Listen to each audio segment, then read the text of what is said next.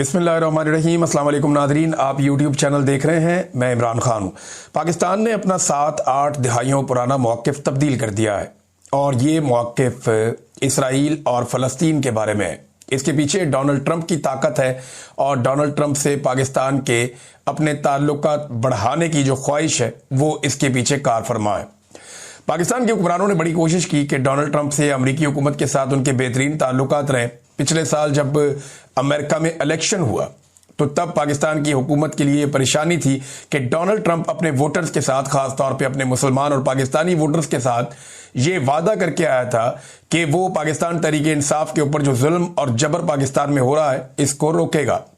इस खौफ की वजह से पाकिस्तानी हुक्मरानों ने, पाकिस्तान की मिलिट्री एस्टेब्लिशमेंट ने, खास तौर पर फील्ड मार्शल आसिम मुनीर ने, मोहसिन नकवी ने और शहबाज शरीफ ने अपनी पूरी ताकत का इस्तेमाल किया कि किसी तरह भी डोनाल्ड ट्रंप को राम किया जा सके। उसके लिए उन्होंने खुशामद का रास्ता अपनाया और बहुत सारी लॉबिंग फर्म्स जो हैं उनको भी हायर किया। इंडिया के मुकाबले में पाकिस्तान ने कुछ रिपोर्टों के मुताबिक 3 गुना ज्यादा पैसा खर्च किया डोनाल्ड ट्रंप को खुश करने के लिए और पाकिस्तान काफी हद तक कामयाब भी हुआ। डोनाल्ड ट्रंप ने पाकिस्तान के फील्ड मार्शल और शहबाज शरीफ की तारीफें की, जिसके बदले में इन्होंने भी दबा के उनकी खुशामद की। मादनियात के मामलात हों या दीगर मामलात हों, पाकिस्तान ने अपने बहुत सारे माजी के जो मौक़िफ़ थे उनसे यू टर्न लिया है और आज पाकिस्तान ने वो कर दिया जो आज से अगर आप चंद साल पहले ये इसके बारे में बात करते या आप चंद माह पहले भी इसके बारे में सोचते भी आप, तो आप कहते ये नामुमकिन है, ये हो नहीं सकता, पाकिस्तान कभी ये कर ही नहीं सकता। पाकिस्तान में 4 मिलिट्री डिक्टेटर्स आए, उनमें से किसी के दौर में भी किसी एक को भी इतनी जरूरत नहीं हुई कि वो इस लेवल तक यहां तक पहुंच जाए, क्योंकि एक अवामी रद्द-ए-अमल पाकिस्तान में बहुत सख्त था। लेकिन फील्ड मार्शल आसिम मुनीर ने वो कर दिखाया जो कोई और नहीं कर सका। फील्ड मार्शल आसिम मुनीर ने अमेरिका के साथ मिलकर इसराइल की हिफाजत के लिए अक़वाम मुत्तहिदा में एक करारदाद को मंजूर करवाया।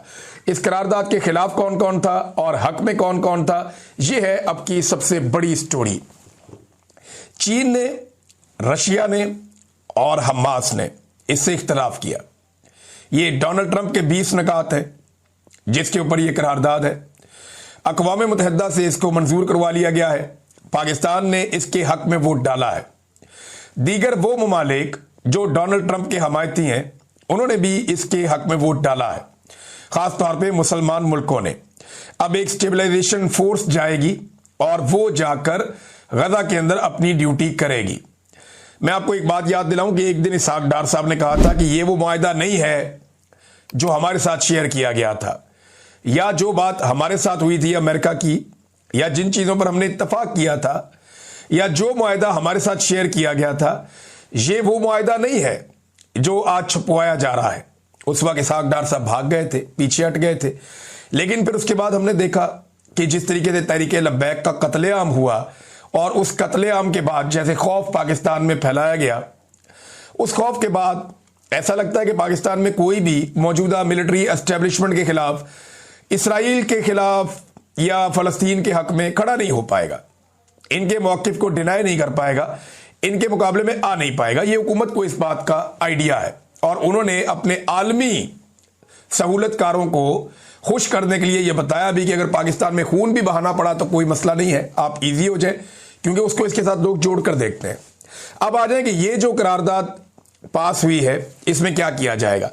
आलमी इस्तेहकाम फोर्स की गजा में तैनाती होगी, इसराइली बॉर्डर को महफूज बनाया जाएगा। कौन बनाएगा? ये जो मुसलमान ममालिक की फोर्स है वो इसराइल की हिफाजत करेगी, उसके बॉर्डर को महफूज बनाएगी। गजा को असलहे से पाक किया जाएगा, यानी किसी किस्म का खतरा गजा से कभी भी इसराइल को नहीं होना चाहिए। और हमास को गैर मुसल्ला करना भी इसके अंदर शामिल है। हमास के पास मुख्तलिफ हथियार है, रॉकेट है, बाद औक़ात उनके पास रॉकेट लॉन्चर्स हैं, उनके पास छोटे और बड़े वेपन्स हैं हमास के पास, लेकिन वो बहुत महदूद हैं और बहुत थोड़े हथियार हैं उनके पास। लेकिन हमास को भी गैर मुसल्ला किया जाएगा। हमास ने इस करारदाद को मुस्तरद कर दिया। हमास ने करारदाद को मुस्तरद करते हुए यह कहा कि यह फ़लस्तीनियों के साथ एक ज्यादती है और उनकी तहरीक को मुकम्मल तौर पे कुचलने के मुतरादिफ है। अब मामला यह है कि पाकिस्तान ने इसके ऊपर वोट डाल दिया, लेकिन वोट डालते हुए पाकिस्तान ने एक बात की। पाकिस्तान ने कहा कि अक़वाम मुत्तहिदा की करारदादों के मुताबिक कम से कम जो है वो फ़लस्तीनी रियासत का तो क़याम होना चाहिए, ये पाकिस्तान का मुतालबा है। लेकिन आपको मैं एक हैरत की बात बताता हूं कि पाकिस्तान और बहुत सारे इस्लामी ममालिक मिलकर डोनाल्ड ट्रंप के उन नकात के अंदर जिसके ऊपर यह करारदाद पेश की गई है, इसमें सिर्फ एक नुक्ता शामिल नहीं करवा पाए। भाई अगर आप सारे डोनाल्ड ट्रंप की हमायत कर रहे हैं, आप ये भी कह रहे हैं कि इसराइल को महफूज बनाना है, उसकी सरहदों की हिफाजत करनी है, गजा के अंदर जो फलस्तीनी है उनको मुकम्मल तौर पर गैर मुसल्ला करना है, हमास से हथियार छीन के वापस लेने हैं, अगर आप ये सारे मुतालबात मान रहे हैं तो आपको अपना एक मुतालबा भी उसमें शामिल करवाना चाहिए था। इस करारदाद में एक नुक्ता होना चाहिए था कि एक आज़ाद और खुद मुख्तार फलस्तीनी रियासत का क़याम अमल में लाया जाएगा।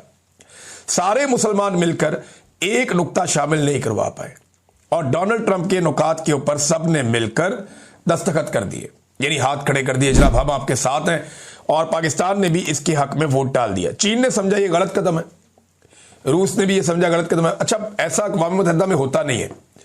नॉर्मली पाकिस्तान का मौक़िफ़ और चीन का मौक़िफ़ एक ही जैसा होता है। भारत कुछ करने जा रहा हो, अमेरिका कुछ करने जा रहा हो, पाकिस्तान के खिलाफ जो भी चीज़ आती है चाइना उसको रोकता है पाकिस्तान के लिए। तो पाकिस्तान का मौक़िफ़ हमेशा चीन के मौक़िफ़ के साथ रहता है। लेकिन इस मरतबा क्या हुआ, पाकिस्तान का मौक़िफ़ चीन के मौक़िफ़ से अलग हो गया। चाइना को यह लगता है कि ये जो फोर्स बनाकर भेजी जाएगी ये एक कब्जा फोर्स होगी और ये जाकर फलस्तीनियों को दबाएगी और उनकी जो आज़ादी की तहरीक है वो भी कुचल जाएगी। ये सारी दुनिया यही समझती है। पाकिस्तान में बहुत सारे लोग इसके ऊपर एतराज़ कर रहे हैं, रोला डाल रहे हैं कि हमारा तो मौक़िफ़ कुछ और था, हम तो हमेशा से कुछ और कहते रहे हैं। तारीखी मौक़िफ़ था पाकिस्तान का कि इसराइल नाम की कोई रियासत ही मौजूद नहीं है, ये नाजायज़ काबिज़ कुव्वत है, इसको तस्लीम करना फ़लस्तीनियों से गद्दारी होगी।